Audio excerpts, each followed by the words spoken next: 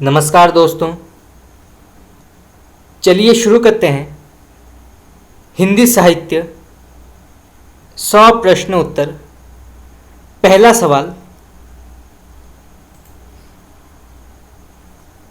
गोरख जगायो जोग भगति भगायो लोग, ये उक्ति किसकी है? बहुत ही प्रसिद्ध ये कथन है, कई बार परीक्षा में पूछा गया है। तो गोरख जगायो जोग भगति भगायो लोग, ये कथन किसका है? तो इसका सही उत्तर होगा आपका तुलसीदास। चलिए आगे बढ़ते हैं। जयदेव से प्रभावित विद्यापति की रचना कौन सी है? तो जयदेव से प्रभावित विद्यापति की रचना कौन सी है? तो इसका सही उत्तर होगा आपका पदावली। उज्ज्वल नीलमणि के रचयिता कौन है? तो उज्ज्वल नीलमणि के रचयिता कौन है? तो इसका करेक्ट आंसर होगा आपका रूप गोस्वामी। चलिए आगे बढ़ते हैं। आचार्य भरत के अनुसार नाट्य मंच के प्रकार कितने हैं? ये प्रश्न कई बार पूछा गया है, तो आप इसको नोट कर सकते हैं। तो आचार्य भरत के अनुसार नाट्य मंच के प्रकार कितने हैं? तो इसका सही उत्तर होगा आपका 3। तो नाट्य मंच के 3 प्रकार हैं भरत मुनि के अनुसार। चलिए आगे बढ़ते हैं। नेक्स्ट क्वेश्चन, मीराबाई की उपासना क्या थी? तो मीराबाई की उपासना क्या थी? तो इसका सही उत्तर होगा आपका माधुर्य भाव। तो मीराबाई की माधुर्य भाव थी। इसके अलावा सूरदास की उपासना जो है वो साक्ष्य भाव और तुलसीदास की दास्य भाव मानी जाती है। चलिए आगे बढ़ते हैं। सुंदरदास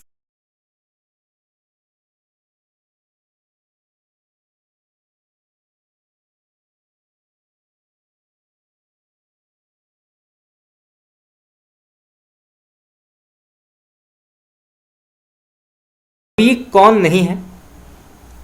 तो इसका सही उत्तर होगा आपका कुंभन दास। कुंभन दास जो हैं ये ज्ञानाश्री शाखा के कवि नहीं माने जाते। बाकी सुंदरदास, मलुकदास और कबीरदास जो हैं ये ज्ञानाश्री शाखा के कवि हैं। कुंभन दास जो हैं ये सगुण शाखा के कवि माने जाते हैं। चलिए आगे बढ़ते हैं। मधुमालती की नायिका का नाम क्या है? तो मधुमालती की नायिका का नाम क्या है? तो इसका सही उत्तर होगा आपका मंझन द्वारा रचित काव्य की नायिका है मधुमालती। तो मधुमालती जो है एक काव्य है जिसमें नायिका का नाम मधुमालती है और इसके लेखक है मंझन। तो यहाँ से जो है 2 प्रकार के प्रश्न पूछे जा सकते हैं। चलिए आगे बढ़ते हैं। भ्रमर गीत प्रसंग की कथा का वर्णन है भागवत के किस स्कंद में? तो भ्रमर गीत प्रसंग की कथा का वर्णन भागवत के किस स्कंद में है? तो इसका सही उत्तर होगा आपका 10वें स्कंद। तो भागवत के 10वें स्कंद में भ्रमर गीत प्रसंग की कथा जो है इसका वर्णन किया गया है। चलिए आगे बढ़ते हैं। कर्म जोग पुनि ज्ञान उपासन सब ही भ्रम भरमायो, श्री वल्लभ गुरु तत्व सुनायो लीला भेद बताइयो, ये पंक्ति किसकी है? तो फिर से पढ़ते हैं। कर्म जोग पुनि ज्ञान उपासन सब ही भ्रम भरमायो, श्री वल्लभ गुरु तत्व सुनायो लीला भेद बताइयो। तो ये कथन किसका है या ये पंक्ति किसकी है? तो इसका सही उत्तर होगा आपका सूरदास। तो ये जो है सूरदास की पंक्ति मानी जाती है। चलिए आगे बढ़ते हैं। रामाज्ञा प्रश्नावली ये किसकी रचना है? तो रामाज्ञा प्रश्नावली के लेखक कौन है? तो इसका सही उत्तर होगा आपका गोस्वामी तुलसीदास। चलिए आगे बढ़ते हैं। मलिक मोहम्मद जायसी ने आखिरी कलाम में किसकी प्रशंसा की है? ये प्रश्न भी कई बार पूछा गया है। तो मलिक मोहम्मद जायसी ने आखिरी कलाम में किसकी प्रशंसा की है? तो इसका सही उत्तर होगा आपका बादशाह बाबर की। और आखिरी कलाम में जो है कयामत का वर्णन किया गया है। तो यहाँ से जो है दो प्रकार के प्रश्न पूछे जा सकते हैं कि आखिरी कलाम में किसका वर्णन किया गया है। तो इसमें जो है कयामत का वर्णन किया गया है और इसमें बादशाह बाबर की प्रशंसा की गई है। चलिए आगे बढ़ते हैं। सूरदास की रचना में अलंकारों और नायिका भेदों के उदाहरण प्रस्तुत करने वाले कुट पद क्या है।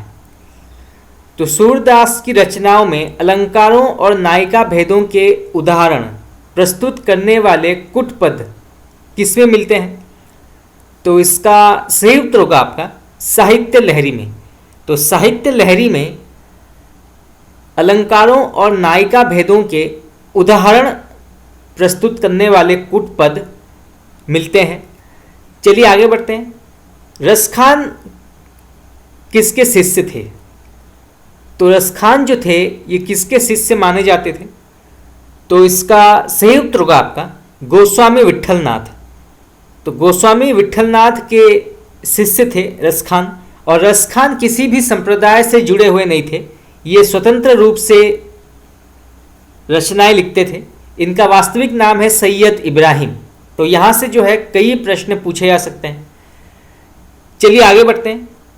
शब्दार्थ सहितो काव्यम काव्य लक्षण के प्रणेता कौन है। ये प्रश्न भी कई बार पूछा गया है, भारतीय काव्यशास्त्र से जुड़ा प्रश्न है। तो शब्दार्थो सहितो काव्यम काव्य लक्षण के प्रणेता कौन है। तो इसका सही उत्तर होगा आपका आचार्य भामा। बिहारी लाल आश्रित कवि किसके थे। तो बिहारी लाल आश्रित कवि किस राजा के थे। तो इसका सही उत्तर होगा आपका महाराज जयसिंह। Next question.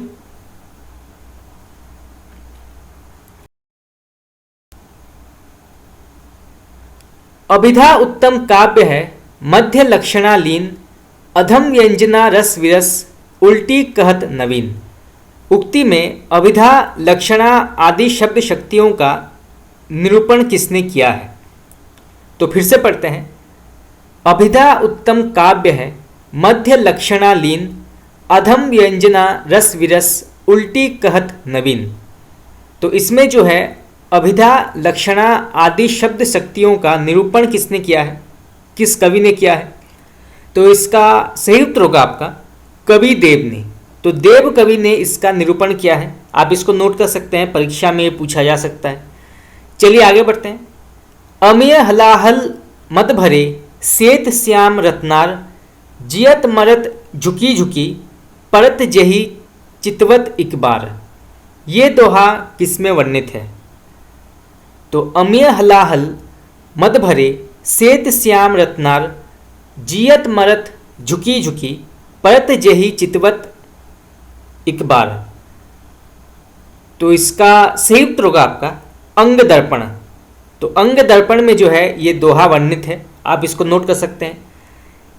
चलिए आगे बढ़ते हैं। घनानंद किस संप्रदाय से जुड़े हुए कवि माने जाते थे। तो घनानंद जो हैं ये किस संप्रदाय से जुड़े हुए कवि माने जाते थे। तो इसका सही उत्तर होगा आपका वैष्णव संप्रदाय के निम्बाक संप्रदाय शाखा से जुड़े हुए थे ये। चलिए आगे बढ़ते हैं। अपनी कहानी का आरंभ ही उन्होंने इस ढंग से किया है जैसे लखनऊ के भांड घोड़ा कूदते हुए महफिल में आते हैं। आचार्य रामचंद्र शुक्ल ने ये किसके लिए कहा है। तो फिर से पढ़ते हैं। अपनी कहानी का आरंभ ही उन्होंने इस ढंग से किया है जैसे लखनऊ के भांड घोड़ा कुदाते हुए महफिल में आते हैं। तो आचार्य रामचंद्र शुक्ल ने यह कथन किसके लिए कहा है। तो इसका सही उत्तर होगा आपका इंसा अल्लाह खां के संदर्भ में ये कथन कहा गया है। चलिए आगे बढ़ते हैं। सखा प्यारे कृष्ण के गुलाम राधा रानी की ये पंक्ति किसकी है। ये भी कई बार पूछा गया है, तो आप इसको नोट कर सकते हैं। तो सखा प्यारे कृष्ण के गुलाम राधा रानी की ये पंक्ति किसकी है। तो इसका सही उत्तर होगा आपका भारतेंदु हरिश्चंद्र। कृष्णायन रचना किस विधा के अंतर्गत आती है? तो कृष्णायन रचना जो है ये किस साहित्यिक रूप या किस साहित्यिक विधा के अंतर्गत आती है?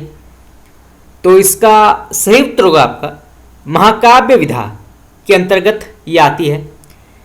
चलिए आगे बढ़ते हैं। लाला सीताराम, आचार्य हजारी प्रसाद द्विवेदी, मोहन राकेश तथा नागार्जुन में से कालिदास के मेघदूत का अनुवाद किसने नहीं किया है? ये प्रश्न भी कई बार पूछा गया है। तो लाला सीताराम, आचार्य हजारी प्रसाद द्विवेदी, मोहन राकेश तथा नागार्जुन में से कालिदास के मेघदूत का अनुवादक कौन नहीं है? तो इसका सही उत्तर होगा आपका मोहन राकेश। मोहन राकेश ने कालिदास के मेघदूत का अनुवाद नहीं किया है। बाकी लाला सीताराम, आचार्य हजारी प्रसाद द्विवेदी और नागार्जुन ने जो है मेघदूत का अनुवाद किया है। चलिए आगे बढ़ते हैं। संयोगिता स्वयंवर, महाराणा प्रताप, तप्ता सवर्ण तथा रणधीर प्रेम मोहिनी में से श्रीनिवास दास का नाटक कौन सा नहीं है? तो संयोगिता स्वयंवर, महाराणा प्रताप, तप्ता सवर्ण तथा रणधीर प्रेम मोहिनी में से श्रीनिवास दास का नाटक कौन सा नहीं है? तो इसका सही उत्तर होगा आपका महाराणा प्रताप। इसके लेखक श्रीनिवास दास नहीं है। बाकी संयोगिता स्वयंवर, तप्ता सवर्ण तथा रणधीर प्रेम मोहिनी इसके लेखक हैं श्रीनिवास दास और ये सभी जो हैं ये नाटक विधा के अंतर्गत आती है। चलिए आगे बढ़ते हैं। भाग्यवती उपन्यास किस संदर्भ से जुड़ा हुआ है? तो भाग्यवती उपन्यास जो है ये किस संदर्भ से या किस परिवेश से जुड़ा हुआ है? तो इसका सही उत्तर होगा आपका सामाजिक। तो ये जो है सामाजिक उपन्यास के अंतर्गत आता है भाग्यवती और इसके लेखक हैं श्रद्धाराम फिल्लोरी। नेक्स्ट क्वेश्चन, खड़ी बोली में लिखित हिंदी का प्रथम महाकाव्य कौन सा है? ये प्रश्न कई बार पूछा गया है तो आप इसको नोट कर सकते हैं। तो खड़ी बोली में लिखित हिंदी का प्रथम महाकाव्य कौन सा है? तो इसका सही उत्तर होगा आपका प्रिय प्रवास। प्रिय प्रवास जो है ये खड़ी बोली में लिखित हिंदी का प्रथम महाकाव्य है। यहाँ से कई प्रकार के प्रश्न पूछे जा सकते हैं, जैसे प्रिय प्रवास जो है ये किस प्रकार के साहित्य विधा के अंतर्गत आती है? तो ये जो है महाकाव्य के अंतर्गत आती है। प्रिय प्रवास को किस भाषा में लिखा गया है? तो इसे जो है खड़ी बोली में लिखा गया है। और इसके लेखक कौन हैं? तो इसके लेखक हैं हरिओध। चलिए आगे बढ़ते हैं। भारत भारती का रचनाकाल क्या है? तो भारत भारती का रचनाकाल क्या है? तो इसका सही उत्तर होगा आपका सन 1911।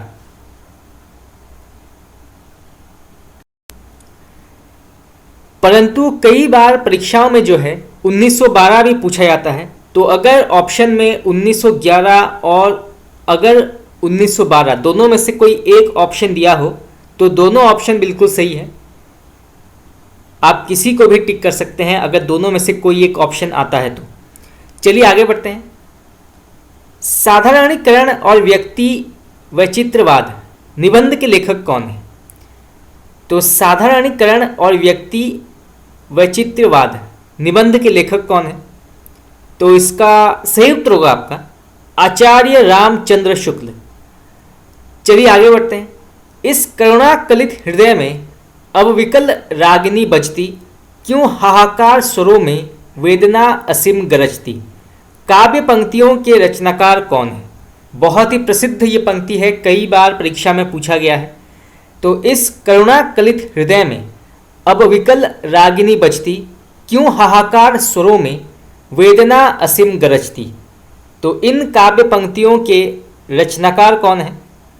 तो इसका सही उत्तर होगा आपका जयशंकर प्रसाद। चलिए आगे बढ़ते हैं। रंग दर्शन के लेखक कौन है?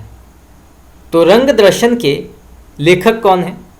तो इसका करेक्ट आंसर होगा आपका नैमित चंद्र जैन। नेक्स्ट क्वेश्चन, हिंदी जाति की अवधारणा के प्रवर्तक कौन है? ये प्रश्न कई बार पूछा गया है तो आप इसको नोट कर सकते हैं। तो हिंदी जाति की अवधारणा के प्रवर्तक कौन है? तो इसका सही उत्तर होगा आपका डॉक्टर रामविलास शर्मा। चलिए आगे बढ़ते हैं। उपेंद्र नाथ अश्क, प्रेमचंद, विष्णु प्रभाकर तथा नेमीचंद्र जैनेन्द्र कुमार में से गांधीवादी साहित्यकार कौन नहीं है? तो उपेंद्र नाथ अश्क, प्रेमचंद, विष्णु प्रभाकर तथा जैनेन्द्र में से गांधीवादी साहित्यकार कौन नहीं है? तो इसका सही उत्तर होगा आपका उपेंद्र नाथ अश्क। ये गांधीवादी साहित्यकार नहीं है। बाकी मुंशी प्रेमचंद, विष्णु प्रभाकर तथा जैनेन्द्र कुमार जो हैं ये गांधीवाद के अंतर्गत आते हैं। चलिए आगे बढ़ते हैं। कुंतक ने वक्रोक्ति के भेद कितने माने हैं? तो आचार्य कुंतक ने वक्रोक्ति के भेद कितने माने हैं? तो इसका करेक्ट आंसर होगा आपका 6। तो वक्रोक्ति के 6 भेद माने हैं आचार्य कुंतक ने। नेक्स्ट क्वेश्चन, प्रतीकवादी आंदोलन का उदय कहाँ हुआ था? तो प्रतीकवादी आंदोलन का उदय कहाँ हुआ था? तो इसका करेक्ट आंसर होगा आपका फ्रांस में। तो फ्रांस देश में जो है सर्वप्रथम प्रतीकवादी आंदोलन का उदय हुआ था। आप इसको नोट कर सकते हैं, परीक्षा में ये पूछा जा सकता है। चलिए आगे बढ़ते हैं। नेक्स्ट क्वेश्चन, जीवन काल के क्रमानुसार कवियों का सही अनुक्रम क्या है? तो नीचे जो है कुछ कवियों के नाम दिए गए हैं, इनको जीवन काल के अनुसार सही तरीके से व्यवस्थित करना है। तो सबसे पहले आते हैं जगन्नाथ दास रत्नाकर। इनका समय क्या है? तो इनका समय है 1866 से 1932, 1932 इनका समय है। इसके बाद आते हैं राम नरेश त्रिपाठी। इनका समय है 1889 से 1960, 1960। फिर आते हैं जयशंकर प्रसाद। इनका समय है 1890 से 1937। कई बार जो है जयशंकर प्रसाद से जुड़े प्रश्न पूछे जाते हैं कि इनका जीवन काल क्या है, इनका समय क्या है। तो इनका समय है 1890 से 1937। और फिर आते हैं सूर्यकांत त्रिपाठी निराला। इनका समय है 1897 से 1962। तो सबसे पहले आते हैं जगन्नाथ दास रत्नाकर, फिर राम नरेश त्रिपाठी, फिर जयशंकर प्रसाद और फिर सूर्यकांत त्रिपाठी निराला। चलिए आगे बढ़ते हैं। जैनेन्द्र कुमार के उपन्यासों का प्रकाशन काल के क्रम से सही अनुक्रम क्या है? तो नीचे जो है जैनेन्द्र कुमार के उपन्यासों के नाम दिए गए हैं, इनको जो है प्रकाशन काल के अनुसार सही तरीके से अनुक्रम करना है। तो सबसे पहले प्रकाशित हुई थी परख। तो परख का समय है 1929, 1929 जो है इसका सही समय है। उसके बाद प्रकाशित हुई थी सुनीता। तो सुनीता का समय है 1935, 1935 को ये प्रकाशित हुई थी। इसके बाद प्रकाशित हुई थी कल्याणी। तो कल्याणी का समय है 1939, 1939 को ये प्रकाशित हुई थी। और फिर दशार्क। तो दशार्क का समय है 1985। और ये सभी जो हैं ये उपन्यास विधा के अंतर्गत आती है और इनके लेखक हैं जैनेन्द्र कुमार। तो यहाँ से जो है 2 प्रकार के प्रश्न पूछे जा सकते हैं। खास करके ये प्रश्न कई बार पूछा गया है, परख के लेखक कौन है और इसका समय क्या है? तो इसका समय है 1929। तो इसको आप नोट कर लीजिए। चलिए आगे बढ़ते हैं। जीवन काल के क्रम से संस्कृत काव्य शास्त्र के आचार्यों का सही अनुक्रम क्या है? तो नीचे जो है संस्कृत काव्य शास्त्र के आचार्यों के नाम दिए गए हैं, इनको सही तरीके से अनुक्रम करना है। तो क्रम के अनुसार सबसे पहले आते हैं भरत मुनि। तो भरत मुनि का समय है 200 ईसा पूर्व, इनका समय माना गया है। इसके बाद आते हैं भट्ट लोलट। तो भट्ट लोलट का समय है 8वीं शताब्दी, इनका समय है। इसके बाद आते हैं शंकुक, जो अनुमितिवाद के प्रवर्तक हैं।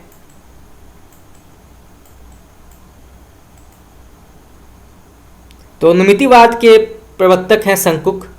इनका समय है 850 ईस्वी। और फिर आते हैं भट्ट नायक। इनका समय है 900 से 1000 ईस्वी। ये सभी जो हैं ये रस सूत्र के प्रमुख आचार्य हैं, भट्ट लोलट, शंकुक, भट्ट नायक और अभिनव गुप्त। तो भट्ट लोलट ने जो है उत्पत्तिवाद का प्रवर्तन किया था और भट्टनायक ने भुक्तिवाद का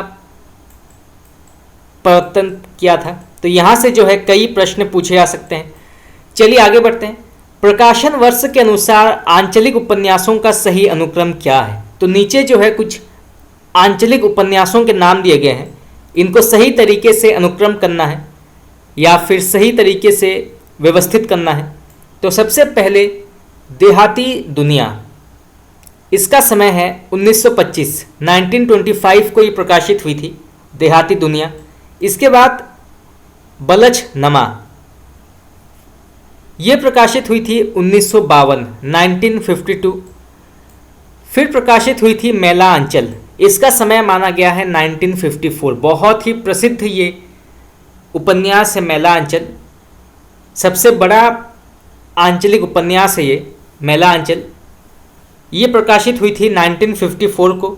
और फिर सागर, लहरें और मनुष्य, ये प्रकाशित हुई थी 1955 को। तो सबसे पहले प्रकाशित हुई थी देहाती दुनिया, फिर प्रकाशित हुई थी बलछनमा, फिर प्रकाशित हुई थी मेला अंचल और फिर सागर, लहरें और मनुष्य।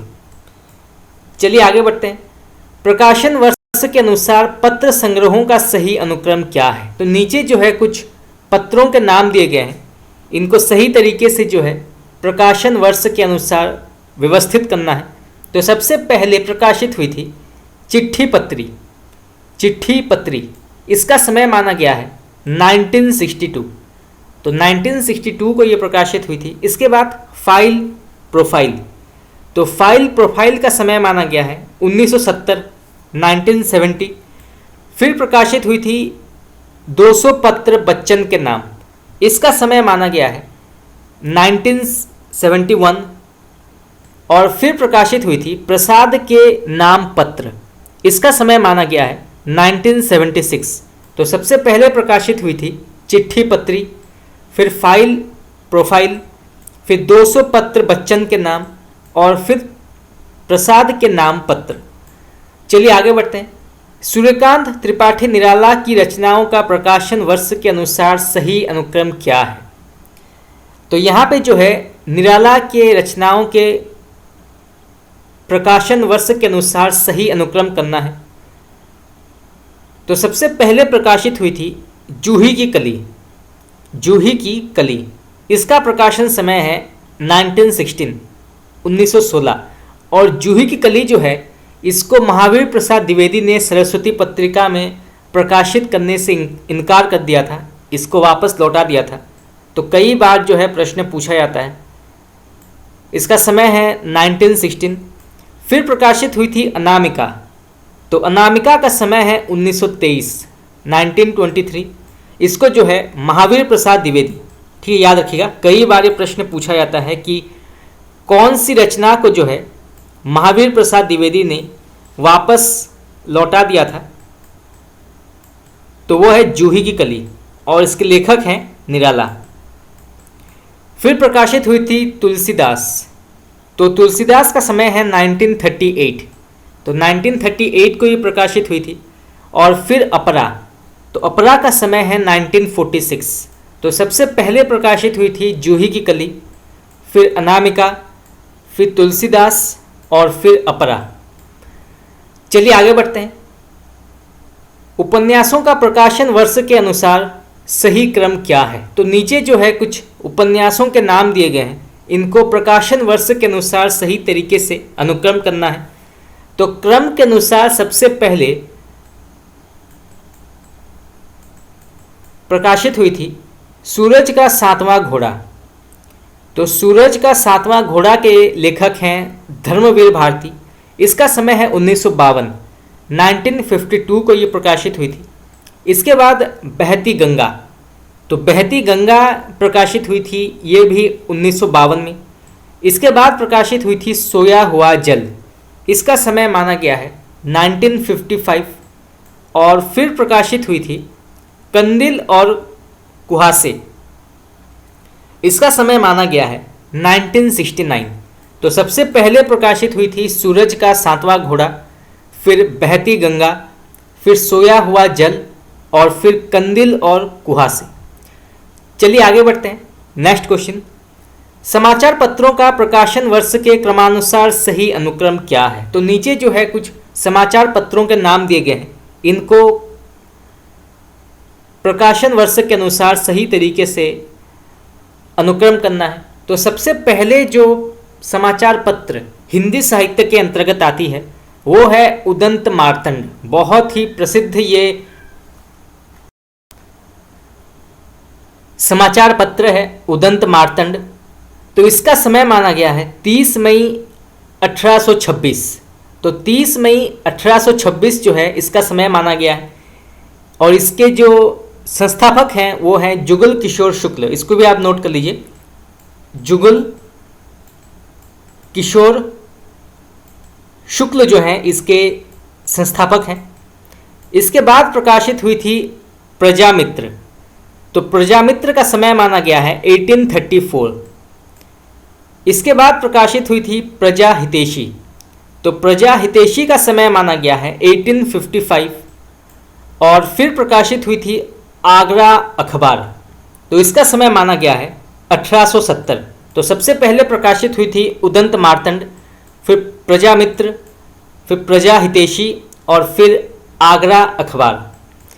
चलिए आगे बढ़ते हैं। कुबेरनाथ राय के निबंधों का प्रकाशन काल के क्रमानुसार सही अनुक्रम क्या है? तो नीचे जो है कुबेरनाथ राय के कुछ निबंधों के नाम दिए गए हैं, इनको सही प्रकाशन वर्ष के अनुसार व्यवस्थित करना है। तो सबसे पहले इस क्रम के अनुसार जो पहला निबंध है जो प्रकाशित हुई थी वो है रस आखटेक। तो रस आखेटक इसका समय माना गया है 1971। तो 1971 को जो है रस आखेटक ये प्रकाशित हुई थी। फिर प्रकाशित हुई थी गंधमादन। तो गंधमादन जो है इसका समय माना गया है 1972। फिर प्रकाशित हुई थी निषाद बांसुरी। इसका समय माना गया है 1974। और फिर प्रकाशित हुई थी आगम की नाव। इसका समय माना गया है 2008। तो सबसे पहले प्रकाशित हुई थी रस आखेटक, फिर प्रकाशित हुई थी गंध मादन, फिर निषाद बांसुरी और फिर आगम की नाव। तो इसको आप नोट कर लीजिए। खास करके ये प्रश्न कई बार पूछा गया है, रस आखेटक इसके लेखक कौन है? तो इसके लेखक हैं कुबेरनाथ राय। और ये सभी जो हैं ये निबंध के अंतर्गत आती है। चलिए आगे बढ़ते हैं। जीवन काल की दृष्टि से निबंधकारों का सही अनुक्रम क्या है? तो नीचे जो है कुछ निबंधों के नाम दिए गए हैं, इनको जीवन काल की दृष्टि से सही तरीके से अनुक्रम करना है। तो सबसे पहले आते हैं महावीर प्रसाद द्विवेदी। तो महावीर प्रसाद द्विवेदी का समय है 1864 से 1938 इनका समय है। फिर आते हैं बाल मुकुंद गुप्त। इनका समय माना गया है 1865 से 1907। फिर आते हैं सरदार पुण्य सिंह। इनका समय माना गया है 1881 से 1931 इनका समय माना गया है। और फिर आचार्य रामचंद्र शुक्ल, इनका समय माना गया है 1884 से 1941। तो सबसे पहले आते हैं महावीर प्रसाद द्विवेदी, फिर बाल मुकुंद गुप्त, फिर सरदार पुण्य सिंह और फिर रामचंद्र शुक्ल। आप रामचंद्र शुक्ल के जीवन काल को नोट कर लीजिए। इनका समय है 1884 से 1941। चलिए आगे बढ़ते हैं। हरिशंकर परसाई के निबंध संग्रहों का प्रकाशन वर्ष के अनुसार सही अनुक्रम क्या है? तो नीचे जो है हरिशंकर परसाई के कुछ निबंध संग्रहों के नाम दिए गए हैं, इनको सही तरीके से व्यवस्थित करना है। तो सबसे पहले इस क्रम के अनुसार जो सबसे पहला निबंध संग्रह है वो है पगदंडियों का जमाना। तो पगदंडियों का जमाना जो है ये प्रकाशित हुई थी 1966 में। फिर सदाचार का ताबीज, ये बहुत ही प्रसिद्ध निबंध है, कई बार एग्जाम में पूछा गया है और आपके सिलेबस में भी होगा। सदाचार का ताबीज, तो इसका समय माना गया है 1967। ये सभी जो हैं, ये सदाचार का ताबीज जो है ये व्यंग के अंतर्गत आता है। हरिशंकर परसाई जो हैं ये व्यंग्यकार माने जाते हैं हिंदी साहित्य के। इसके बाद ठिठुरता हुआ गणतंत्र, इसका समय माना गया है 1970। और फिर सुनो भाई साधो, इसका समय माना गया है 1938। तो सबसे पहले प्रकाशित हुई थी पगडंडियों का जमाना, इसके बाद प्रकाशित हुई थी सदाचार का ताबीज, फिर ठिठुरता हुआ गणतंत्र और फिर सुनो भाई साधो। चलिए आगे बढ़ते हैं। नेक्स्ट क्वेश्चन, निर्मल वर्मा के निबंध संकलनों का प्रकाशन वर्ष के अनुसार सही अनुक्रम क्या है? तो नीचे जो है निर्मल वर्मा के निबंध संकलनों के नाम दिए गए हैं, इनको सही प्रकाशन वर्ष के अनुसार व्यवस्थित करना है। तो सबसे पहले जो निबंध आता है वो है शब्द और स्मृति। ये कई बार पूछा गया है परीक्षा में, तो आप इसको नोट कर सकते हैं। शब्द और स्मृति, इसका समय माना गया है 1976। इसके बाद प्रकाशित हुई थी कला का जोखिम। तो कला का जोखिम जो है इसका समय माना गया है 1981। फिर प्रकाशित हुई थी शताब्दी के ढलते वर्षों में, इसका समय माना गया है 1995। और फिर प्रकाशित हुई थी आदि अंत और प्रारंभ, तो इसका समय माना गया है 2001। तो सबसे पहले प्रकाशित हुई थी शब्द और स्मृति, फिर कला का जोखिम, फिर शताब्दी के ढलते वर्षों में और फिर आदि अंत और प्रारंभ। ये प्रश्न कई बार पूछा गया है कि शब्द और स्मृति इसके लेखक कौन है?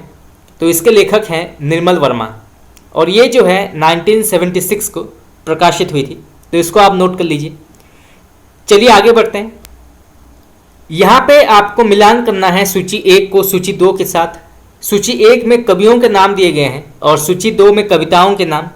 तो कौन सी कविता जो है किस कवि के अंतर्गत आता है ये बताना है। तो सबसे पहले वीरों का कैसा हो वसंत, कविता के लेखक कौन है? वीरों का कैसा हो वसंत, इसके लेखक कौन है? तो वीरों का कैसा हो बसंत, इसके लेखक हैं सुभद्रा कुमारी चौहान। फिर रश्मि के कवि कौन है या कवयित्री कौन है? तो ये हैं महादेवी वर्मा। रश्मि के अलावा नीरजा, यामा, इसके भी लेखक हैं महादेवी वर्मा। फिर कैदी और कोकिला, तो कैदी और कोकिला कविता के लेखक कौन है? तो इसके लेखक हैं माखनलाल चतुर्वेदी।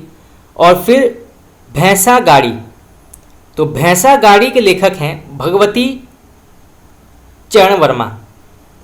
तो वीरों का कैसा हो वसंत के लेखक हैं सुभद्रा कुमारी चौहान। रश्मि के लेखक हैं महादेवी वर्मा। कैदी और कोकिला के लेखक हैं माखनलाल चतुर्वेदी। और भैंसा गाड़ी के लेखक हैं भगवती चरण वर्मा। ये सभी जो हैं ये कविता के अंतर्गत आती है। चलिए आगे बढ़ते हैं। यहाँ पे पहले सूची में पत्रिकाओं के नाम दिए गए हैं और दूसरे सूची में संपादकों के नाम। तो कौन सा पत्रिका जो है किस संपादक के अंतर्गत आता है ये आपको बताना है। तो सबसे पहले पत्रिका का नाम है समालोचक। तो इसके संपादक कौन है? समालोचक। तो इसके संपादक हैं चंद्रधर शर्मा गुलेरी। इसके बाद इंदु, तो इंदु पत्रिका के संपादक कौन है? तो इसके संपादक हैं अंबिका प्रसाद गुप्त। फिर अभ्युदय, तो अभ्युदय के संपादक हैं मदन मोहन मालवीय। और फिर प्रताप, तो प्रताप पत्रिका के संपादक हैं गणेश शंकर विद्यार्थी। तो समालोचक के संपादक हैं चंद्रधर शर्मा गुलेरी। इंदु के संपादक हैं अंबिका प्रसाद गुप्त। अभ्युदय के संपादक हैं मदन मोहन मालवीय। और प्रताप पत्रिका के संपादक हैं गणेश शंकर विद्यार्थी। चलिए आगे बढ़ते हैं। यहाँ पे आपको मिलान करना है। पहले सूची में उपन्यासकारों के नाम दिए गए हैं और दूसरे सूची में उपन्यासों के नाम। तो कौन सा उपन्यास जो है किस उपन्यासकार के अंतर्गत आता है ये बताना है। तो सबसे पहले महाभोज, तो महाभोज उपन्यास के लेखक कौन है? तो इसके लेखक हैं मन्नू भंडारी। बहुत ही प्रसिद्ध ये उपन्यास है महाभोज।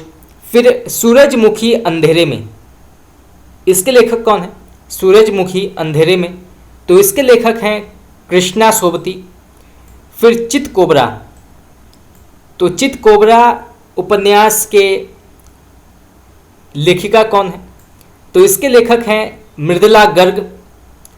और फिर छिन्नमस्ता, तो छिन्नमस्ता के लेखक हैं प्रभा खेतान। और ये सभी जो हैं ये उपन्यास विधा के अंतर्गत आती है। कई बार ये प्रश्न पूछा गया है कि महाभोज जो है ये किस प्रकार के साहित्य रूप या किस प्रकार के साहित्य विधा के अंतर्गत आती है? तो ये जो है उपन्यास विधा के अंतर्गत मानी जाती है। चलिए आगे बढ़ते हैं। यहाँ पे पहले सूची में आलोचना ग्रंथों के नाम दिए गए हैं और दूसरे सूची में आलोचकों के नाम। तो सबसे पहले आता है साहित्यालोचन। तो साहित्यालोचन के लेखक कौन हैं? तो इसके लेखक हैं श्याम सुंदर दास। इसको आप नोट कर लीजिए, कई बार पूछा गया है। फिर साहित्य समालोचना, तो साहित्य समालोचना के लेखक कौन हैं? तो इसके आलोचक हैं डॉक्टर रामकुमार वर्मा। फिर निराला की साहित्य साधना, ये अत्यंत ही प्रसिद्ध आलोचना ग्रंथ है, कई बार एग्जाम में पूछा गया है। तो निराला की साहित्य साधना, इसके लेखक कौन है? तो इसके लेखक हैं डॉक्टर रामविलास शर्मा।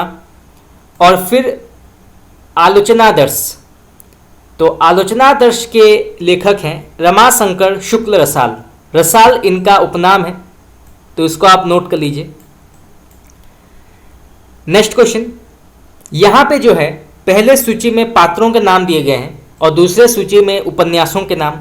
तो कौन सा पात्र जो है किस उपन्यास के अंतर्गत आता है ये मिलान करके बताना है। तो सबसे पहले जो पात्र का नाम है वो है जालपा। आप सब जानते हैं जालपा कौन है। तो जालपा जो है ये किस उपन्यास के अंतर्गत आती है? तो ये जो है गबन, मुंशी प्रेमचंद का सबसे एक प्रसिद्ध उपन्यास है गबन। तो गबन उपन्यास की पात्र है जालपा, जिसको चंद्रहार चाहिए था। आपने अवश्य पढ़ा होगा, जिसको चंद्रहार चाहिए था बचपन से ही, परंतु जब उसे चंद्रहार नहीं मिलता है तो उसका जो पति है वो किस प्रकार से जो है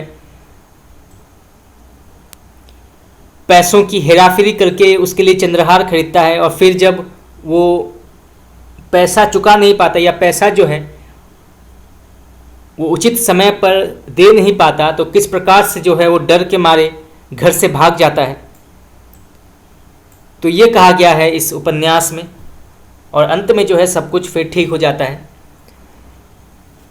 फिर वर्षा, तो वर्षा पात्र जो है ये किस उपन्यास के अंतर्गत आती है?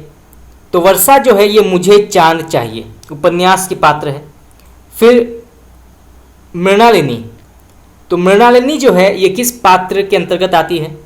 तो ये जो है त्यागपत्र उपन्यास के अंतर्गत आती है। फिर सेल्मा, सेल्मा किस उपन्यास की पात्र है? तो ये जो है अपने अपने अजनबी, अपने अपने अजनबी उपन्यास की पात्र है सेल्मा। नेक्स्ट क्वेश्चन, यहाँ पे पहले सूची में कहानीकारों के नाम दिए गए हैं और दूसरे सूची में कहानियों के नाम। तो कौन सा कहानी जो है किस कहानीकार के अंतर्गत आती है ये बताना है। तो सबसे पहले ग्रामोफोन का रिकॉर्ड, तो ग्रामोफोन का रिकॉर्ड जो है इसके लेखक कौन है? तो इसके लेखक हैं जैनेन्द्र कुमार। इसके बाद रोज, रोज कहानी के लेखक कौन है? तो इसके लेखक हैं अज्ञा। इसके बाद चीफ की दावत, अत्यंत ही प्रसिद्ध कहानी है ये, आपने अवश्य पढ़ा होगा, जिसमें कि कहा गया है किस प्रकार से जो है एक बेटा नौकरी में तरक्की प्राप्त करने के लिए अपनी बूढ़ी माँ को भी जो है वो अपमानित करता है, किस प्रकार से उन्हें जो है घर से बाहर नहीं निकलने देता, एक कमरे में बंद कर देता है। और फिर अंत में जो है किस प्रकार से वो माँ जो है अपने बेटे के तरक्की के लिए उसके प्रत्येक बात को स्वीकार कर लेती है। तो ये कहा गया है चीफ की दावत में। तो इसके लेखक कौन है? तो इसके लेखक हैं भीष्म साहनी। और फिर मिसपाल, तो मिसपाल कहानी के लेखक हैं मोहन राकेश। तो ग्रामोफोन का रिकॉर्ड जो है इसके लेखक हैं जैनेन्द्र कुमार। रोज कहानी के लेखक हैं अज्ञा। चीफ की दावत के लेखक हैं भीष्म साहनी। और मिसपाल के लेखक हैं मोहन राकेश। चलिए आगे बढ़ते हैं। यहाँ पे पहले सूची में चरित्र के नाम दिए गए हैं और दूसरे सूची में काव्यों के नाम। तो कौन सा चरित्र जो है किस काव्य के अंतर्गत आता है ये बताना है। तो सबसे पहले आता है मानव। तो मानव जो है ये किस काव्य के अंतर्गत ये पात्र है। तो इसका सही उत्तर होगा आपका कामायनी। तो जयशंकर प्रसाद के कामायनी महाकाव्य में मानव, ईरा, श्रद्धा, मनु ये सभी जो हैं महत्वपूर्ण पात्र हैं। इसके बाद पुरुरवा।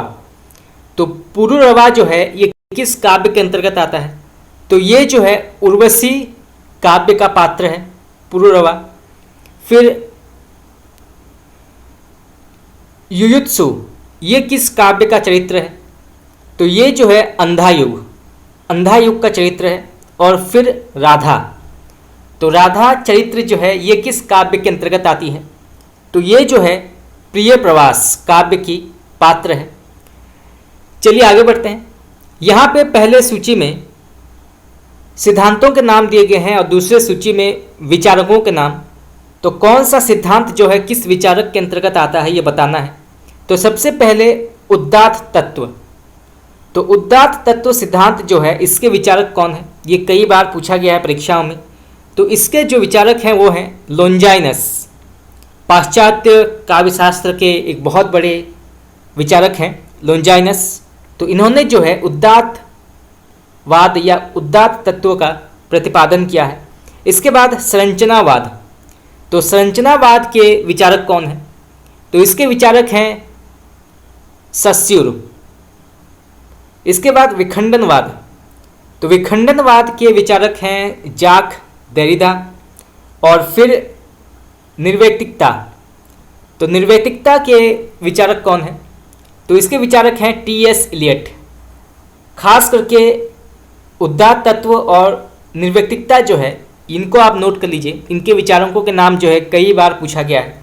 तो उदात्त तत्व के विचारक हैं लोंजाइनस और निर्वैतिकता के विचारक हैं टी.एस. इलियट। चलिए आगे बढ़ते हैं। यहाँ पे पहले सूची में निबंधों के नाम दिए गए हैं और दूसरे सूची में निबंधकारों के नाम। तो सबसे पहले कछुआ धर्म। इसके लेखक कौन है कछुआ धर्म। तो इसके लेखक हैं चंद्रधर शर्मा गुलेरी। इसके बाद आचरण की सभ्यता। इस निबंध के लेखक कौन है। तो इसके लेखक हैं सरदार पुण्य सिंह। इसके बाद तुम चंदन हम पानी। इसके लेखक कौन है। तो इसके लेखक हैं विद्यानिवास मिश्र। और फिर भारतीय संस्कृति की देन। इसके लेखक कौन है। तो इसके लेखक हैं आचार्य हजारी प्रसाद द्विवेदी। और ये सभी जो हैं ये निबंध विधा के अंतर्गत मानी जाती है। ये प्रश्न कई बार पूछा गया है कछुआ धर्म ये किस विधा के अंतर्गत आती है। तो ये जो है निबंध के अंतर्गत मानी जाती है। चलिए आगे बढ़ते हैं। Next question. यहाँ पे जो है भारतीय काव्यशास्त्र से जुड़ा प्रश्न है। यहाँ पे कुछ रसों के नाम दिए गए हैं और सूची नंबर 2 में स्थायी भावों के नाम।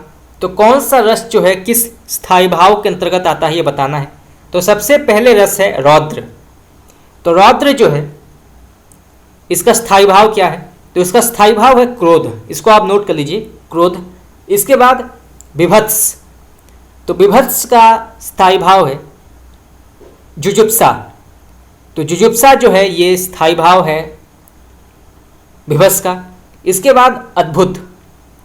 तो अद्भुत रस का स्थायी भाव क्या है। तो इसका स्थायी भाव है विस्मय। इसको आप नोट कर लीजिए विस्मय। और इसके बाद शांत रस। तो शांत रस का स्थायी भाव है निर्वेद। चलिए आगे बढ़ते हैं। Next question. समांतर कहानी के पुरस्कर्ता कौन है। तो समांतर कहानी के पुरस्कर्ता कौन है। तो इसका सही उत्तर होगा आपका कमलेश्वर। इसके बाद शेष यात्रा। इसके लेखिका का नाम क्या है। यह प्रश्न कई बार पूछा गया है। तो शेष यात्रा की लेखिका का नाम क्या है। तो इसका करेक्ट आंसर होगा आपका उषा प्रेमवदा।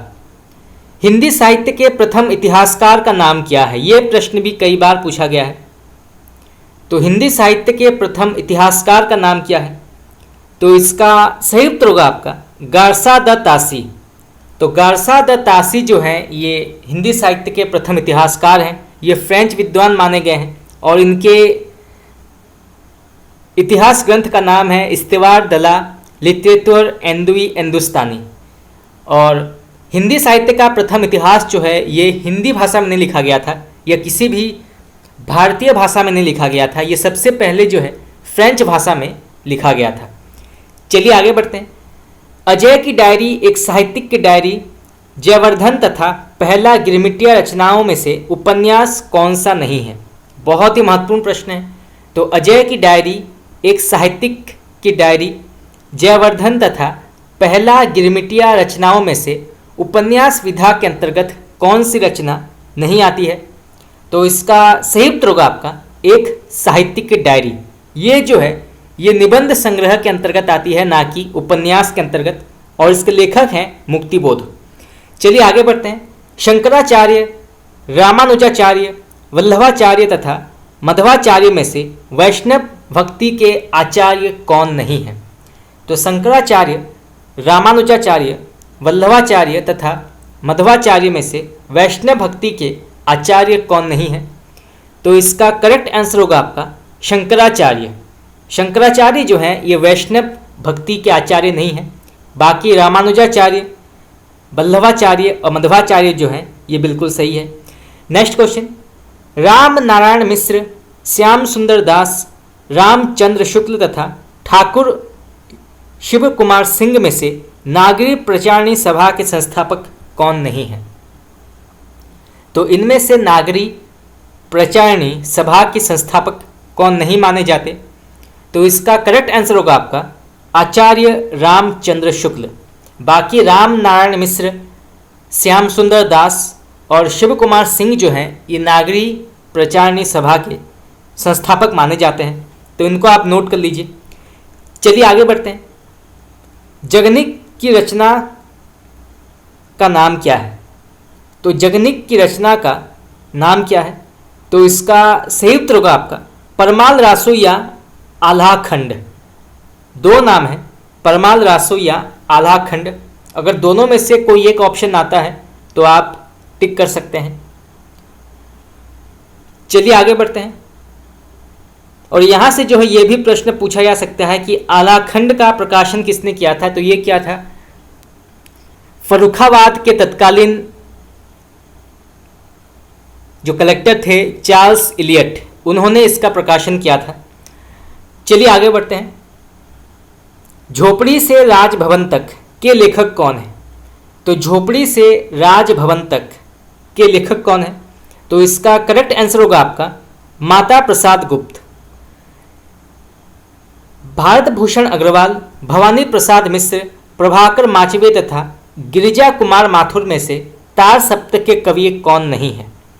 तो भारत भूषण अग्रवाल, भवानी प्रसाद मिश्र, प्रभाकर माचवे तथा गिरिजा कुमार माथुर में से तार सप्तक के कवि कौन नहीं है? तो इसका सही उत्तर होगा आपका भवानी प्रसाद मिश्र। तो भवानी प्रसाद मिश्र जो हैं ये तार सप्तक के कवि नहीं हैं, ये द्वितीय तार सप्तक के कवि माने गए हैं। बाकी भारत भूषण अग्रवाल, प्रभाकर माचवे और गिरिजा कुमार माथुर जो हैं ये तार सप्तक के अंतर्गत माने जाते हैं। चलिए आगे बढ़ते हैं। एक हथौड़ा वाला घर में और हुआ पंक्ति किसकी है? तो एक हथौड़ा वाला घर में और हुआ पंक्ति के लेखक कौन है? तो इसका करेक्ट आंसर होगा आपका केदारनाथ अग्रवाल। Next question. प्रयोगवाद का बैठे ठाले का धंधा किसने कहा है? यह प्रश्न भी कई बार पूछा गया है, तो आप इसको नोट कर सकते हैं। तो प्रयोगवाद को बैठे ठाले का धंधा किसने कहा है? तो इसका करेक्ट आंसर होगा आपका आचार्य नंद दुलारे वाजपेयी। Next question. अग्निपथ के पार चंदन चांदनी का देश पंक्ति के लेखक कौन है? तो अग्निपथ के पार चंदन चांदनी का देश, इस पंक्ति के लेखक कौन है? तो इसका सही उत्तर होगा आपका महादेवी वर्मा। और ये जो है दीपमन शीर्षक से लिया गया है ये पंक्ति। चलिए आगे बढ़ते हैं। आनंद कादम्बिनी के संपादक कौन थे? ये प्रश्न भी कई बार पूछा गया है परीक्षाओं में, तो आप इसको नोट कर सकते हैं। तो आनंद कादम्बिनी के संपादक कौन है? तो इसका करेक्ट आंसर होगा आपका बद्री नारायण चौधरी प्रेमघन। और आनंद कादम्बिनी जो है ये प्रकाशित हुई थी 1881 में मिर्जापुर में प्रकाशित हुई थी आनंद कादम्बिनी, और इसके लेखक हैं प्रेमघन। तो यहाँ से जो है 3 प्रकार के प्रश्न पूछे जा सकते हैं, जैसे आनंद कादम्बिनी के संपादक कौन है? तो ये हैं प्रेमघन। ये कब प्रकाशित हुई थी? तो ये हुई थी 1881 में। और कहाँ प्रकाशित हुई थी? तो ये हुई थी मिर्जापुर में। नेक्स्ट क्वेश्चन, इस उपन्यास के लेखक कौन है? तो इसके लेखक हैं रमेश चंद्र शाह। फादर कामिल पुलके को हिंदी साहित्य में महत्व दिए जाने का कारण क्या है? तो फादर कामिल बुल्के को हिंदी साहित्य में महत्व देने जाने का कारण क्या है? तो इसका करेक्ट आंसर होगा आपका इन्होंने कोश निर्माण किया है और रामकथा लेखन तथा तुलसी साहित्य के विशेषज्ञ के तौर पर ये माने जाते हैं। तो इनको महत्व देने के पीछे कारण यह है कि इन्होंने जो है कोश का निर्माण किया है और रामकथा लेखन तथा तुलसी साहित्य के विशेषज्ञ के तौर पर ये माने जाते हैं। चलिए आगे बढ़ते हैं। आत्माराम की टें निबंध में आत्माराम के प्रतीक कौन है? तो आत्माराम की टें निबंध में आत्माराम के प्रतीक कौन है? तो इसका करेक्ट आंसर होगा आपका बाल मुकुंद गुप्त। नेक्स्ट क्वेश्चन, प्रकाशन के अनुसार इन आलोचना ग्रंथों का सही अनुक्रम क्या है? तो नीचे जो है कुछ आलोचना ग्रंथों के नाम दिए गए हैं, इनको कालक्रम अनुसार सही तरीके से अनुक्रम करना है। तो क्रम के अनुसार जो सबसे पहला आलोचना ग्रंथ है वो है हिंदी नवरत्न। तो हिंदी नवरत्न का जो प्रकाशन समय है वो है 1910। उसके बाद जो है प्रेमचंद और उनका युग ये प्रकाशित हुई थी, तो इसका समय माना गया है 1952। फिर प्रकाशित हुई थी हिंदी साहित्य के 80 वर्ष, तो इसका समय माना गया है 1954। और फिर प्रकाशित हुई थी छायावाद, तो इसका समय माना गया है 1955। तो सबसे पहले प्रकाशित हुई थी हिंदी नवरत्न, फिर प्रेमचंद और उनका युग, फिर हिंदी साहित्य के 80 वर्ष और फिर छायावाद। नेक्स्ट क्वेश्चन, जन्म के आधार पर निबंधकारों का सही अनुक्रम क्या है? तो नीचे जो है कुछ निबंधकारों के नाम दिए गए हैं, इनको जो है जन्म के अनुसार सही तरीके से अनुक्रम करना है। तो सबसे पहले इस क्रम के अनुसार जो कवि आते हैं या लेखक आते हैं वो है डॉक्टर संपूर्णानंद। तो संपूर्णानंद का समय है 1891 से 1961। फिर आते हैं राम वृक्ष बेनीपुरी, बहुत ही प्रसिद्ध ये निबंधकार हैं, तो इनका समय माना गया है 1899 से 1968, इनका समय माना गया है।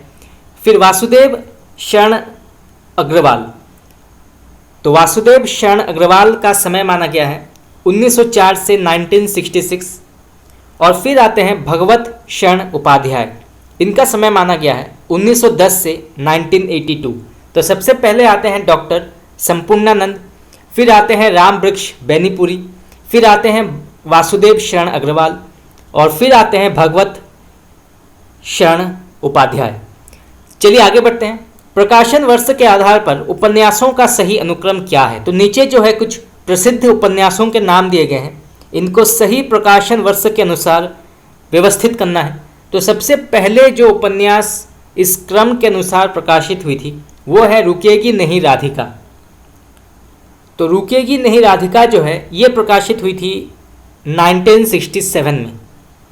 फिर प्रकाशित हुई थी आपका बंटी, इसके लेखक हैं मन्नू भंडारी। अत्यंत ही हृदयस्पर्शी ये उपन्यास है। किस प्रकार से जो है एक बच्चा जो है, एक बालक, किस प्रकार से जब उसके माँ बाप बिछड़ जाते हैं तो किस प्रकार से जो है वो बच्चा जो है, बालक जो है, उसको पीड़ा का अनुभव होता है। वो अपने माँ के साथ भी रहना चाहता है, अपने पिताजी के साथ, परंतु दोनों जो माँ बाप हैं वो एक दूसरे के साथ रहना नहीं चाहते। तो किस प्रकार से जो है वो अपने माँ बाप के प्रेम से वंचित रह जाता है, ये इस उपन्यास में कहा गया है। और किस प्रकार से जो है जब माता पिता आपस में रहना नहीं चाहते तो उसका बुरा प्रभाव जो है किस प्रकार से बच्चे के दिमाग पर पड़ता है, ये इस उपन्यास में कहा गया है। बहुत ही प्रसिद्ध उपन्यास है। अगर आप चाहते हैं कि मैं आपको ये उपन्यास पढ़ाऊँ तो आप मुझे बता सकते हैं। तो उसके बाद जो है प्रकाशित हुई थी आपका बंटी, इसका समय माना गया है 1971। फिर सूरजमुखी अंधेरे के, तो सूरजमुखी अंधेरे के जो है इसका समय माना गया है 1972। और फिर प्रकाशित हुई थी चित कोबरा, तो चित कोबरा का जो समय माना गया है वो है 1975। तो सबसे पहले रुकेगी नहीं राधिका, फिर आपका बंटी, फिर सूरजमुखी अंधेरे के और फिर चित कोबरा। नेक्स्ट क्वेश्चन, प्रसाद के नाटकों का सही अनुक्रम क्या है? तो नीचे जो है जयशंकर प्रसाद के नाटकों के नाम दिए गए हैं, इनको सही तरीके से अनुक्रम करना है। तो सबसे पहले प्रकाशित हुई थी राजश्री, तो राजश्री का समय है 1915 1915। फिर विशाख, इसका समय माना गया है 1921। फिर प्रकाशित हुई थी अजातशत्रु, इसका समय माना गया है 1922। और फिर प्रकाशित हुई थी स्कंदगुप्त, इसका समय माना गया है 1928। तो सबसे पहले राजश्री, फिर विशाख, फिर अजातशत्रु और फिर स्कंदगुप्त। नेक्स्ट क्वेश्चन, जनेंद्र कुमार के उपन्यासों का सही अनुक्रम क्या है? तो यहाँ पे जो है जनेंद्र कुमार के उपन्यासों के नाम दिए गए हैं, इनको सही तरीके से इनके प्रकाशन वर्ष के अनुसार जो है अनुक्रम करना है।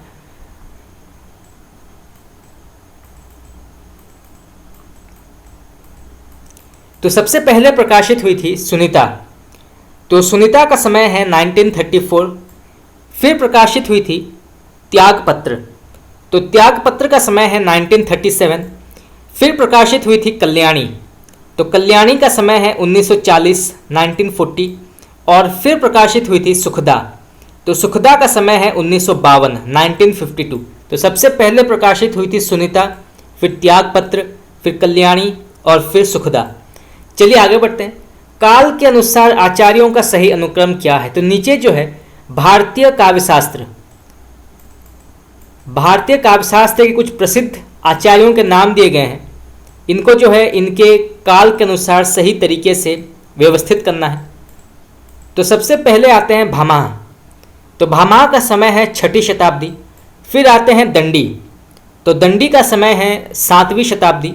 फिर आते हैं आनंदवर्धन, इनका समय माना गया है 9वीं शताब्दी के मध्य।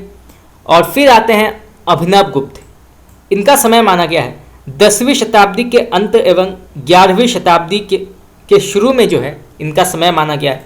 तो सबसे पहले आते हैं भामाह, फिर दंडी, फिर आनंदवर्धन और फिर अभिनव गुप्त। नेक्स्ट क्वेश्चन, यहाँ पे दिया गया है चरण में वर्णों की संख्या कम से अधिक के आधार पर वार्णिक छंदों का सही अनुक्रम क्या है ये बताना है। तो यहाँ पे जो है चरण के वर्णों की संख्या के आधार पर जो है वार्णिक छंदों का सही अनुक्रम करना है। तो सबसे पहले जो है वो है इंद्रवजा, इसमें जो है कम वर्ण है इंद्रवजा, इसमें 11 वर्ण है। इसके बाद वसंत तिलका, तो वसंत तिलका जो है इसमें 11 वर्ण माने गए हैं। इसके बाद मंदा क्रांता, इसमें 17 वर्ण माने गए हैं। और फिर शार्दुल विक्रीडित, इसमें जो है 19 वर्ण माने गए। ये सभी जो हैं ये वार्णिक छंद हैं, तो इनको आप नोट कर लीजिए। चलिए आगे बढ़ते हैं। आदिकाल के रचनाकारों का सही अनुक्रम क्या है? तो नीचे जो है आदिकाल के कुछ प्रमुख लेखकों के नाम दिए गए हैं, तो इनको सही तरीके से अनुक्रम करना है। तो सबसे पहले आते हैं सरहपा, जो कि सिद्ध साहित्य के अत्यंत ही प्रसिद्ध कवि हैं सरहपा, तो इनका समय माना गया है 769 ईस्वी। फिर आते हैं गोरखनाथ, ये नाथ संप्रदाय के बहुत ही श्रेष्ठ कवि हैं, तो इनका समय माना गया है 1845 845 ईस्वी इनका समय माना गया। फिर आते हैं अमीर खुसरो, तो अमीर खुसरो का समय है 1253 से 1324। कई बार जो है परीक्षा में 1253 से 1324 भी दिया जाता है, तो दोनों ऑप्शन बिल्कुल सही है। अगर ऑप्शन में 1325 दिया है तो उसको भी आप टिक कर सकते हैं, और अगर ऑप्शन में 1324 1324 भी दिया गया है तो उसको भी आप टिक कर सकते हैं। और फिर आते हैं विद्यापति। तो विद्यापति का समय है 1350 से 1374। तो सबसे पहले आते हैं सरहपा, फिर गोरखनाथ, फिर अमीर खुसरो और फिर विद्यापति। नेक्स्ट क्वेश्चन, स्थापना के आधार पर हिंदी संस्थानों का सही अनुक्रम क्या है? तो नीचे जो है कुछ प्रमुख हिंदी संस्थानों के नाम दिए गए हैं, इनको सही तरीके से इनके स्थापना वर्ष के अनुसार जो है इसको अनुक्रम करना है या व्यवस्थित करना है। तो सबसे पहले प्रकाशित हुई थी या स्थापित हुई थी काशी नागरी प्रचारणी सभा। तो इसका समय माना गया है 1893 ईस्वी। फिर स्थापना हुई थी हिंदी साहित्य सम्मेलन प्रयाग। ये कई बार परीक्षा में प्रश्न पूछा गया है तो आप इसको नोट कर सकते हैं। तो हिंदी साहित्य सम्मेलन प्रयाग जो है ये प्रयाग में ये स्थित है। तो इसका समय माना गया है 1910। फिर राष्ट्रभाषा प्रचार समिति वर्धा, इसकी स्थापना हुई थी 1936 1936।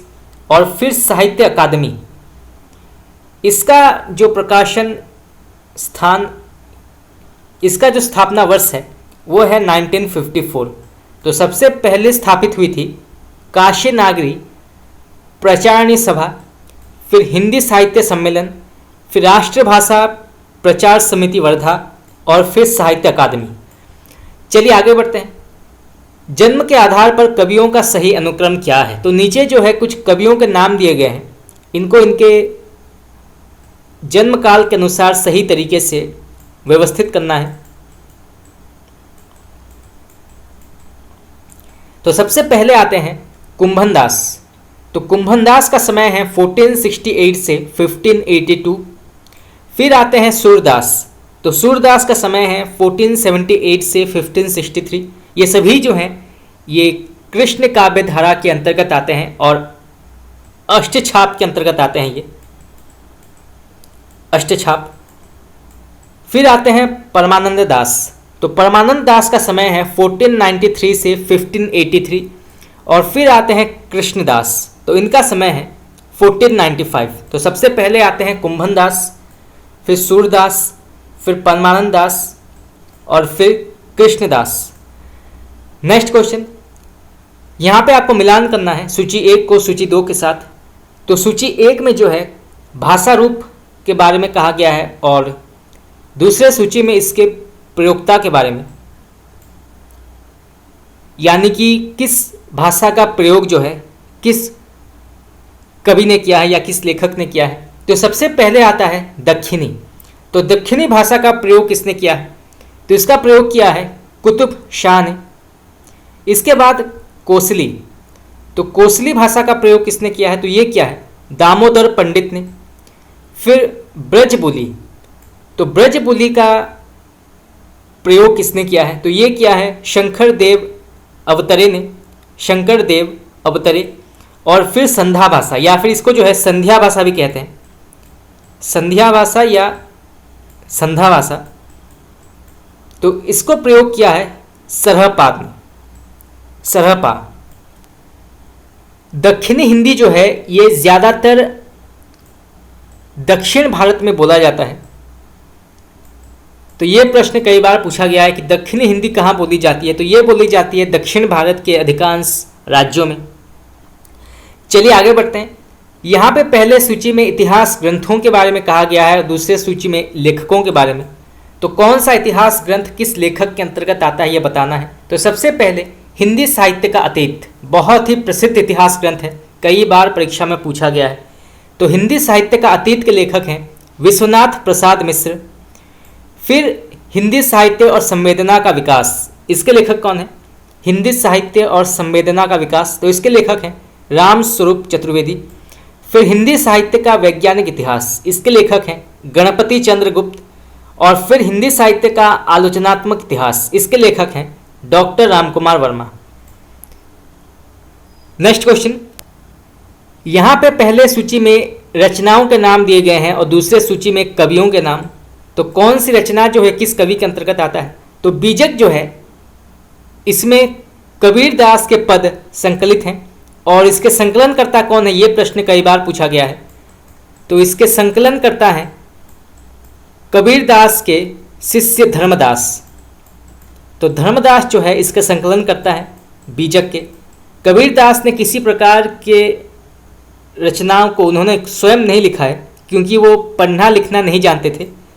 तो धर्मदास ने जो है उनके द्वारा कहे गए पद को जो है या साखी या फिर उनके जो पंक्तियां हैं उन्होंने उनको संकलन किया है।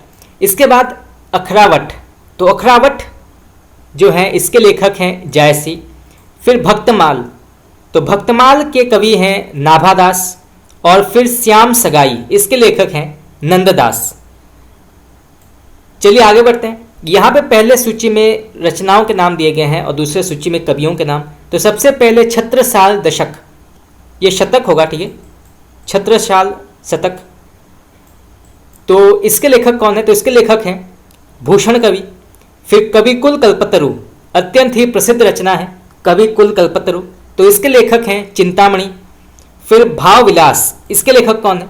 भाव विलास। तो इसके लेखक हैं देवकवि। और फिर इश्कलता, इसके लेखक हैं घनानंद। चलिए आगे बढ़ते हैं। यहाँ पे जो है पहले सूची में काव्य छंदों के नाम दिए गए हैं और दूसरे सूची में उनके प्रयोक्ता के बारे में कहा गया है। तो पहले आता है सोनेट। तो सोनेट का प्रयोग किसने किया है?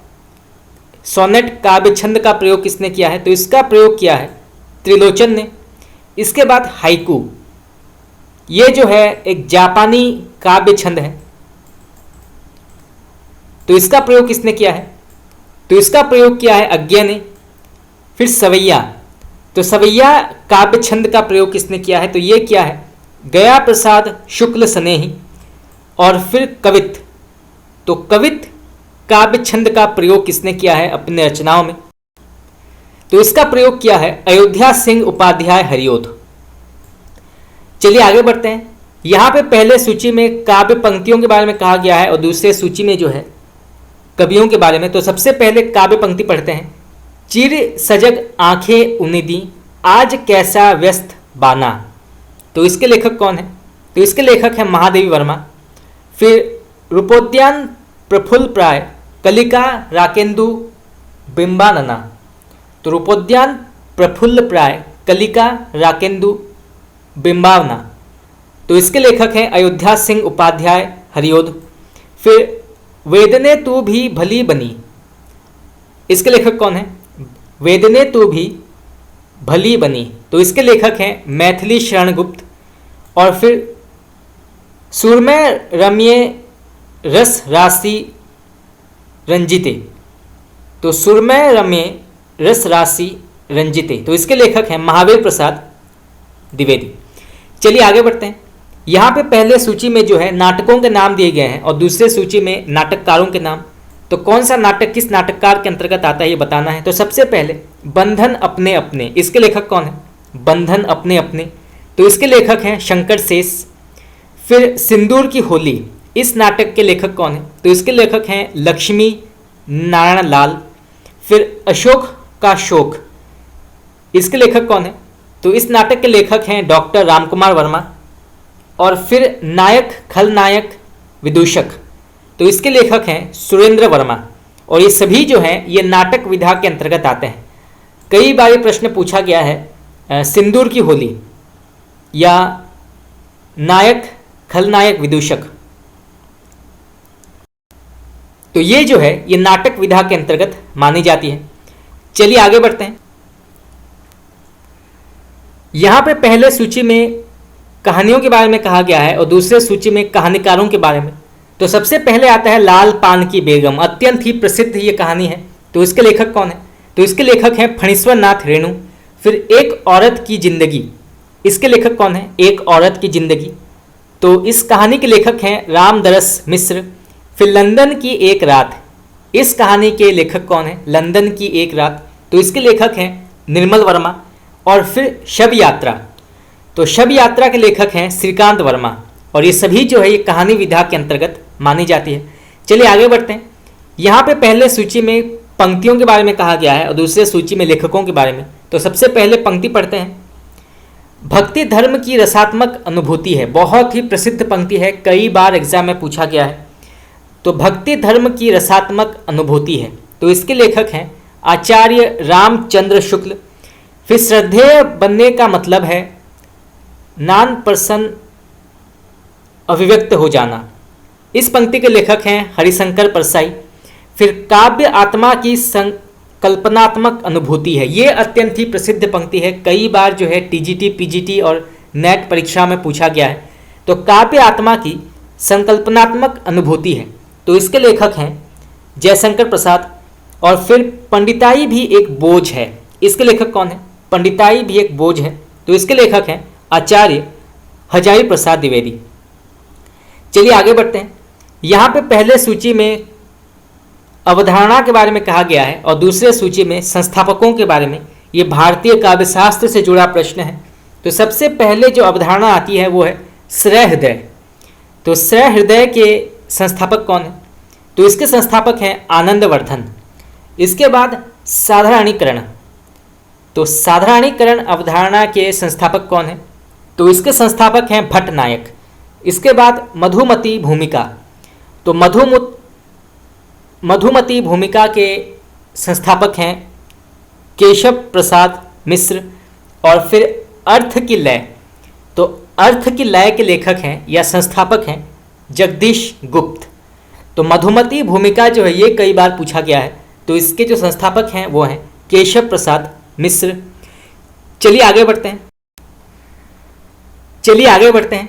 डॉक्टर सुनीति कुमार चटर्जी के अनुसार पूर्वी हिंदी आधुनिक भारतीय आर्य भाषाओं में आती है। तो डॉक्टर सुनीति कुमार चटर्जी के अनुसार जो है पूर्वी हिंदी आधुनिक भारतीय आर्य भाषा के किस वर्ग के अंतर्गत आती है? तो इसका करेक्ट आंसर होगा आपका प्राच्य वर्ग में। डॉक्टर धीरेन्द्र वर्मा ने वैदिक ध्वनियों की संख्या कितनी मानी है? बहुत ही महत्वपूर्ण प्रश्न है, कई बार एग्जाम में पूछा गया है। तो डॉक्टर धीरेन्द्र वर्मा ने वैदिक ध्वनियों की संख्या कितनी मानी है? तो इसका करेक्ट आंसर होगा आपका, इनके अनुसार 13 स्वर हैं और 38 व्यंजन हैं। तो कुल मिलाकर 51 संख्या इनकी मानी गई है डॉक्टर धीरेन्द्र वर्मा के अनुसार। नेक्स्ट क्वेश्चन, लल्लू जी या लल्लू जी लाल द्वारा रचित रचना का नाम कौन सा नहीं है? तो चंद्रावती जो है इसके लेखक लल्लू लाल नहीं है। अंगवधु रचना के लेखक कौन है? ये प्रश्न कई बार पूछा गया है। तो अंगवधु रचना के लेखक कौन है? तो इसका सही उत्तर होगा आपका, ये जो है कवि दादू दयाल की रचना मानी गई है। नेक्स्ट क्वेश्चन, शिव पूजन सहाय का एकमात्र उपन्यास का नाम क्या है? तो शिव पूजन सहाय का एकमात्र उपन्यास का नाम क्या है? तो इसका करेक्ट आंसर होगा आपका देहाती दुनिया। देहाती दुनिया जो है ये उपन्यास विधा के अंतर्गत आती है और ये एकमात्र शिव पूजन सहाय का उपन्यास है, तो इसको आप नोट कर सकते हैं।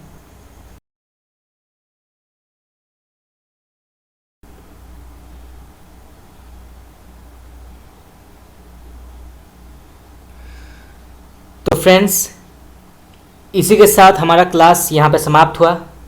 आज हमने कुछ और 100 प्रश्न उत्तर डिस्कस किए और भी बहुत सारे प्रश्न उत्तर सॉल्व करना बाकी है।